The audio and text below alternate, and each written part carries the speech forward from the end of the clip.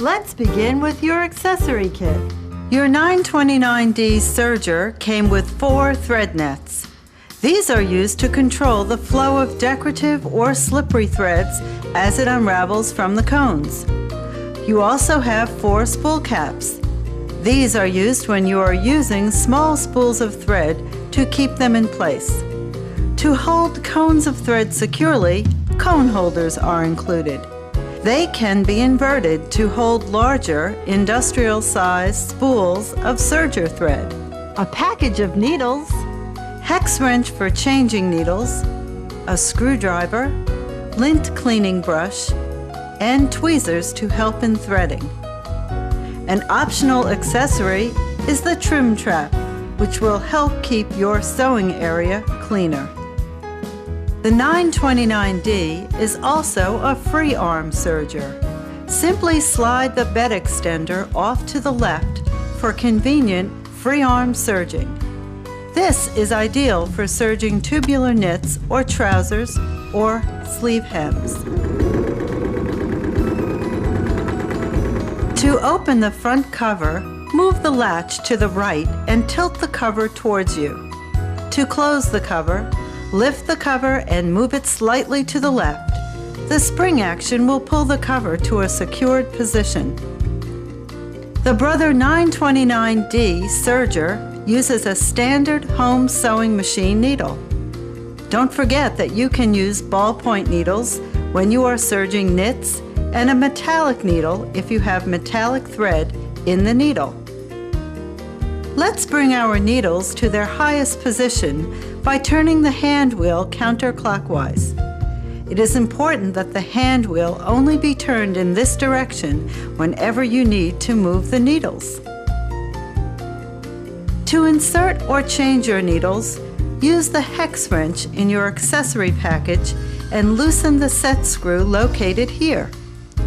Both needles are held by this set screw, so if you are removing or changing just one needle, you need to hold both. Here's a helpful hint. When removing the needles, leave the thread through the eye of the needle. The needle can then easily be retrieved. Remember, it is important to insert the needles as high as they go into the needle ports. If this is done correctly, you will notice that the left needle is slightly higher than the right needle.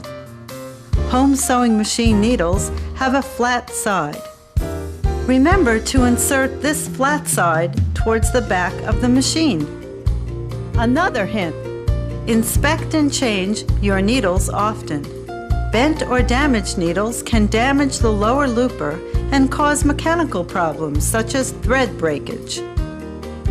Your serger has easy snap-on, snap-off presser feet. To remove the foot, raise the foot to the highest position with the presser foot lift lever located on the right side of your machine. To release the foot, press the button on the foot holder. You may need to lift up on the foot spring in order to slide the foot out. The needle plate on the serger is similar to those found on sewing machines, but in the needle opening, the plate has stitch fingers, 2 of which are needle-like in appearance and stationary. The third is wider and can be removed for various stitches. As you serge, your thread actually wraps around these stitch fingers. Now, let's reattach the foot. In order to do this, align your presser foot to the presser foot bar and lower your presser foot lift lever in place. The 2 other components that are part of the stitch formation are the loopers. The upper looper is curved and can be seen as it rises above the needle plate.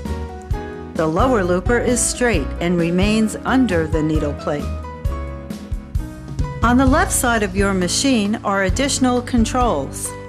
From back to front they are differential feed, stitch length, the knife or cutter disengagement, and stitch width. This dial controls the differential feed adjustment.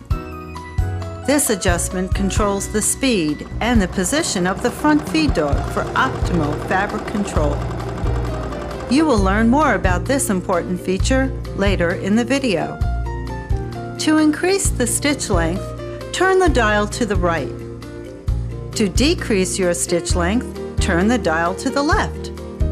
For most serging, you should set this dial between 2 and 3. The control lever to raise or lower the knife is next. To retract the knife, turn the hand wheel counterclockwise until the knife is in its lowest position.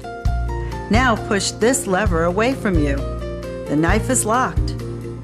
To release the lock, bring the lever to the unlock position and turn the hand wheel to engage the knife. There is also a stitch width adjustment dial. Markings along this dial indicate the width of your stitch. You can vary the width of your stitch by rotating the control lever towards you to increase the stitch width, and away from you to decrease the stitch width. The R setting is for rolled hems. Except for the knife, the remaining control dials can be adjusted while sewing. The 929D can handle very thin or very thick fabrics consistently by adjusting the presser foot pressure adjustment knob. Located on the top left of the machine, the foot pressure can be increased by turning the knob to the right or decreased by turning the knob to the left. Here's a hint. The seams in the knitted fabrics will wave if the presser foot pressure is too high. To correct this, rotate the dial to the left. The color-coded tension dials at the top front of the machine rotate from 0 to 9, and the default setting is 4 for regular stitching. Just above each of the tension dials, you will find a thread tension release button. There is one for each thread. We will discuss the use of these in the threading section. Here's another hint. If tension dials are set at 0, it is not necessary to use the tension release button.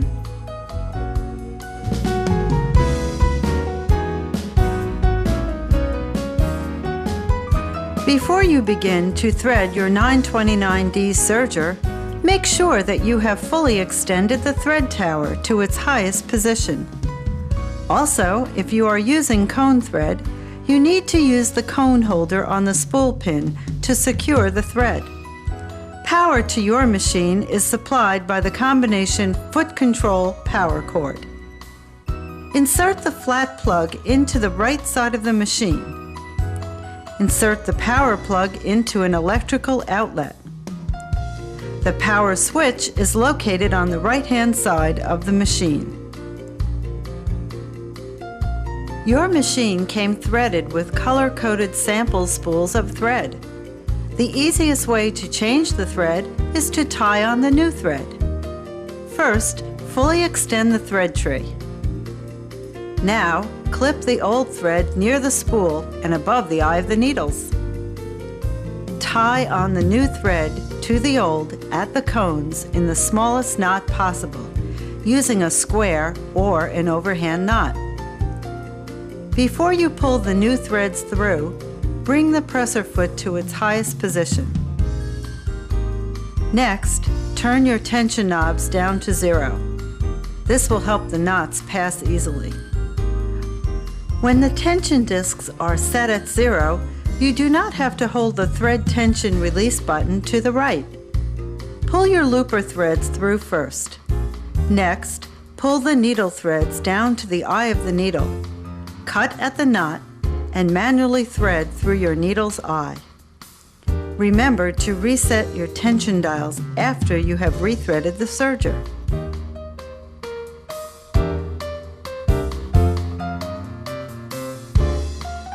If your thread breaks or you want to rethread your machine from scratch, first bring your needles to the highest position. Also bring your presser foot up and open the front cover. An easy reference chart for looper threading is located on the inside of the front cover. The machine has been color-coded for easier threading. Always begin with the upper looper, which is the green thread path. Bring the upper looper thread up and pass it through the eye on the thread tree.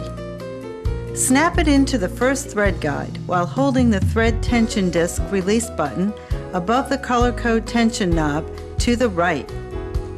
Pass the thread through the tension assembly.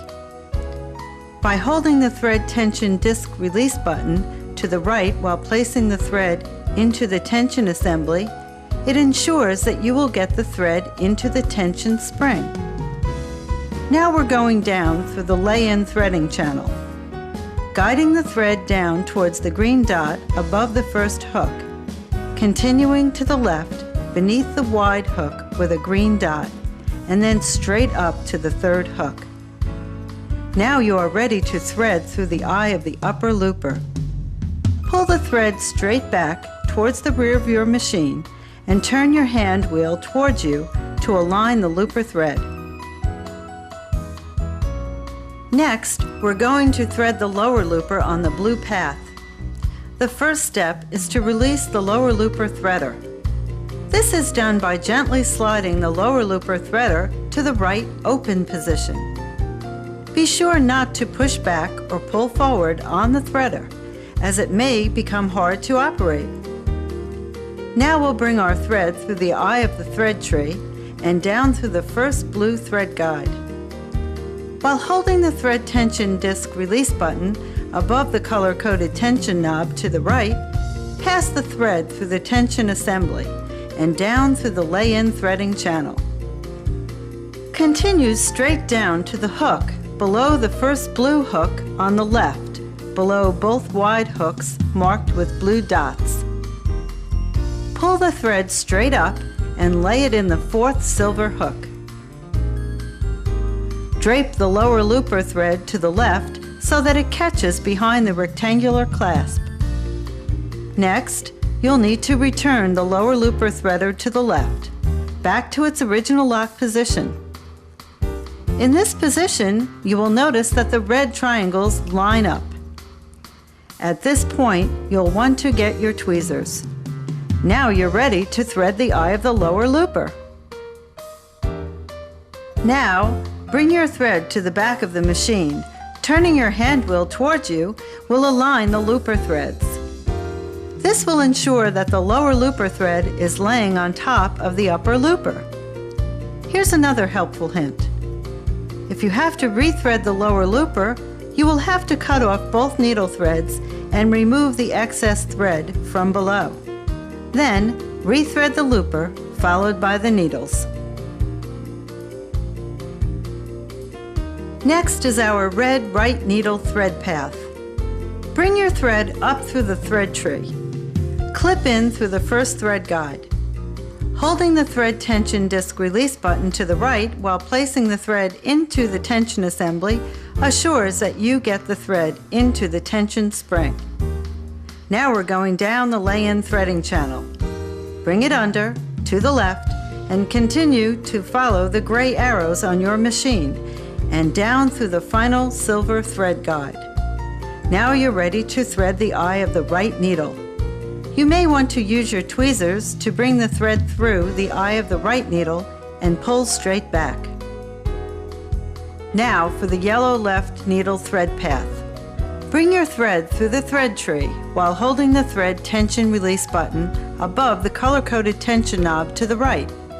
Pass the thread through the tension assembly. Now we're going down the lay-in threading channel. Bring it to the left and continue to follow the gray arrows on your machine and down through the silver guide. Again, using your tweezers, place the thread through the eye of the left needle and pull straight back. Now you'll want to make sure that all 4 threads are completely under the presser foot and pulled to the left. Before you begin serging, your presser foot should be in the down position. With your front cover closed, you'll want to check your threading by turning your hand wheel in a counterclockwise direction to make sure that your thread is chaining correctly over the stitch fingers. Now, place your foot controller in a comfortable position and while holding on to your chain, press down on the foot controller gently. This is called chaining off. You will always want to have 3 or 4 inches of thread chain before beginning your project.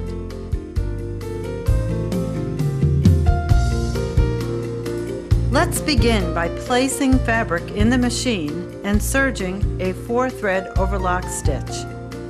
Remember never to leave pins in fabric being serged. The 4-thread overlock stitch is the most commonly used in seam construction. Before you begin serging, go back and check to make sure that all tension dials have been reset at 4. For most fabrics, lift the presser foot lever, place your fabric under the foot, lower the presser foot lever, and begin serging. The feed dogs will pull the fabric forward through the serger, so you only need to gently guide the fabric. At the end of your seam, you'll want to continue serging until you have 3 or 4 inches of chain, and then clip the threads. You can use the knife to trim the chain while the serger is running. Here's another helpful hint. To conceal the end of the chain, try this handy trick. Slow the serger as you approach the end of the fabric. Serge 1 stitch over the edge, stop, lift the presser foot, slip the stitch off the stitch finger, and turn the fabric towards you again. And then serge over the seam with several stitches. Chain off and trim the thread chain close to the fabric edge.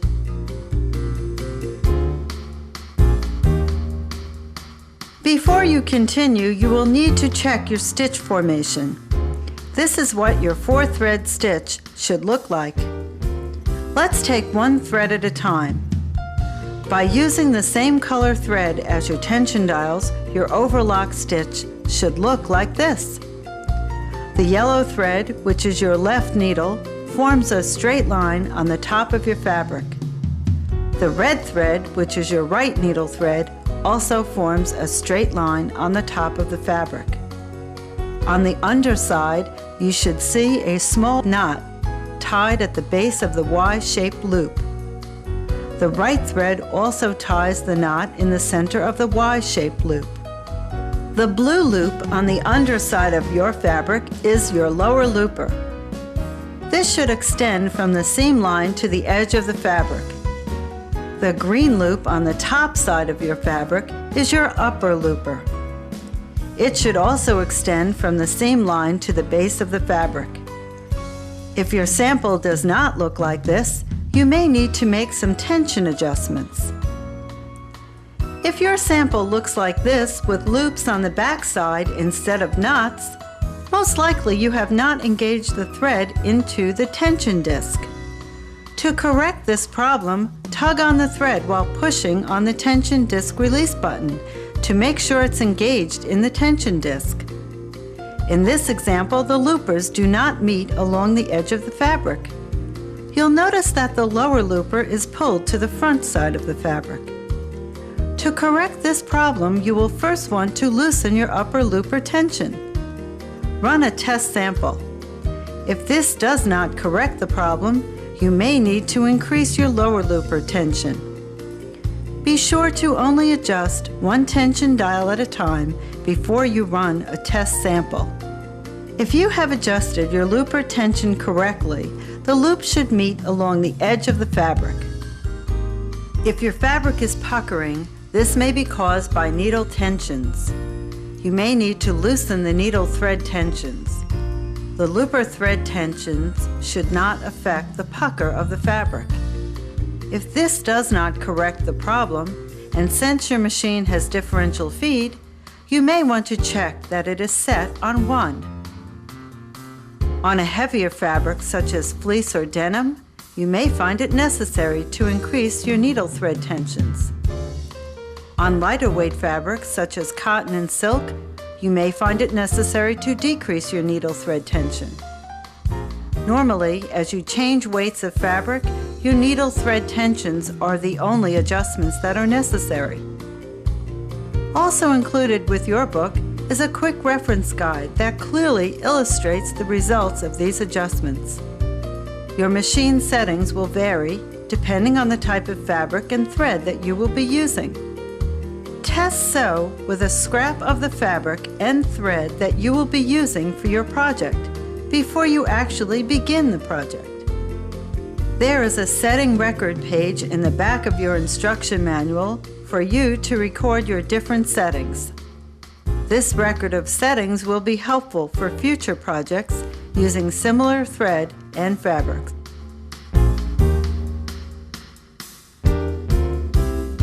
Another popular stitch on your serger is the 3-thread overlock stitch. A narrow 3-thread overlock is done by removing your left needle. This is most commonly used as simple overcasting on lightweight fabrics. It can be used for decorative purposes, and it is also the perfect stitch to use with today's wide variety of decorative threads. To set for a narrow 3-thread overlock stitch, first bring your needles to the highest position by turning your hand wheel counterclockwise. Now you are ready to snip the left needle thread. Your left needle can be left in place, or you can remove it. To remove the left needle, use the hex wrench provided in your accessory package and loosen the set screw. Remember to hold on to both needles as they are both held by the set screw. Now, tighten the set screw. You are now ready to begin sewing a narrow 3-thread overlock stitch. Lift the presser foot lever, place your fabric under the foot, lower, and begin serging. A correct 3-thread overlock stitch should look like this. Make sure that your looper threads are meeting at the edge of the fabric. A wide 3-thread overlock stitch is done by removing your right needle.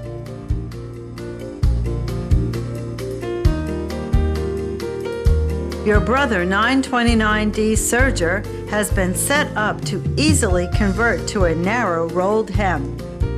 A narrow rolled hem is an ideal decorative finish or hem finish.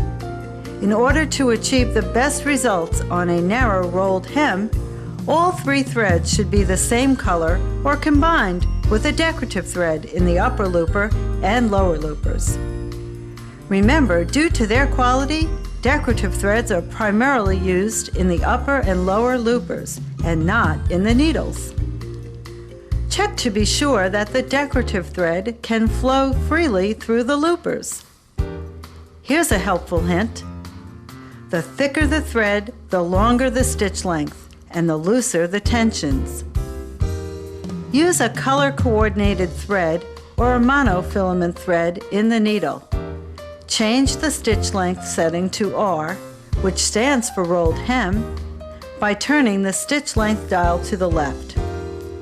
To change your stitch width, you'll need to move the stitch width lever down until the arrow aligns with the R setting. Now, open the front cover in preparation for removing the stitch finger. Before you do this, you'll need to clear the stitch finger. This is done by grasping your needle thread and pulling some slack. Then, you'll want to gently pull the chain back. This ensures that your threads are no longer wrapped around the stitch finger. Lift the presser foot.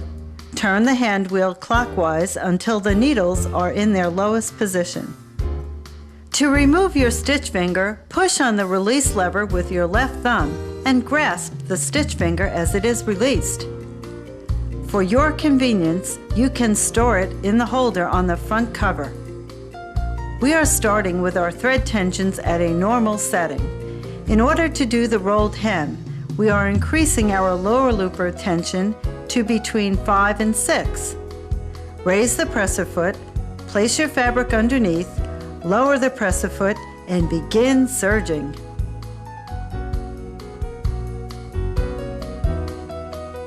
Your machine has differential feed, which means your feed dog is split into 2 sections. You can operate your front feed dog at a different speed by adjusting the differential feed dial. You can adjust the ratio from 0.7 to 2.0 for optimal fabric feeding. At the 1.0 setting, your front and rear feed dogs are moving at the same speed. If your knits are tending to stretch out of shape, like in our sample, you will need to adjust your differential feed dial to between 1.0 and 2.0 to help control the stretch. Now that we have adjusted the differential feed, sew a test sample. This is how adjusting the differential feed can correct the problem. Lightweight fabrics may tend to pucker. To correct this problem, you'll want to move your differential feed dial towards the 0.7 setting. Now, sew a test sample. This is how an adjusted differential feed can correct the problem.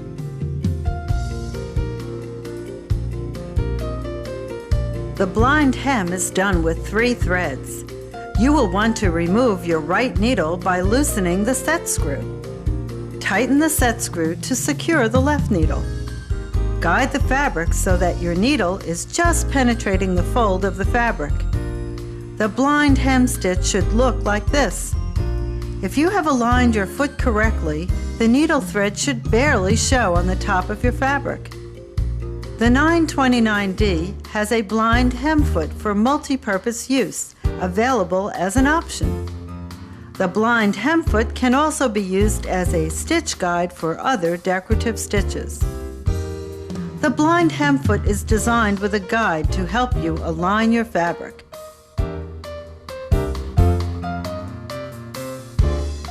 Brother has other specialty accessory feet available for your serger as options.